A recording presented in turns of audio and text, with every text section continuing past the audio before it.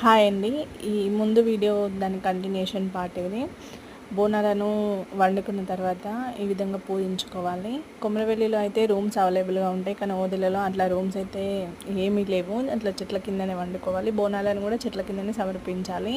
ఇట్లా బోనాలను వండుకున్న తర్వాత ఇట్లా నిండుగా బోనం గంజులకి పసుపు బియ్యం పిండితో కలిపిన ఆ ఆ పిండినైతే ఇట్లా నిండుగా బోనం గంజికి పూసుకోవాలి. ఆ తర్వాత ఇలా నిలువు గీతలతోని పసుపు బియ్యం పిండి పచ్చ కూడా వేసుకుంటే వేసుకోవచ్చు. ఇట్లా నిలువు గీతలతోని అందంగా అలంకరించుకోవాలి. కొంతమంది 2 బోనాలు వేస్తారు, ఒకటి పసుపు అన్నము, ఒకటి బెల్లపన్నము. మేమైతే ఒకటే బోనం చేస్తున్నాము బెల్లం అన్నంతో. ఇలా అందంగా అలంకరించుకొని కుంకుమతోని బొట్లను పెట్టుకోవాలి. ఇలా వీడియోలో చూపిస్తున్నట్టుగా మేమైతే అందంగా అలంకరించుకున్నాము బోనాలను అయితే. ఆ తర్వాత మేము ఇంటి దగ్గర నుండి బంతిపూలను అయితే తీసుకొచ్చినాము. ఆ మాలలను అయితే ఈ బోనాలకైతే కట్టేసినాము.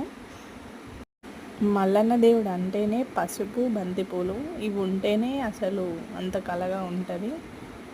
ఈ బోనం పెట్టడానికి ఒక చిన్న ప్లేస్లో కొన్ని వాటర్ చల్లుకొని అక్కడ చిన్నగా పసుపు ముగ్గులాగా వేసుకొని ఆ బోనాన్ని ఆ ప్లేస్లో పెట్టి దీపం పెట్టి మేమైతే దర్శనానికి అయితే వెళ్ళినాము.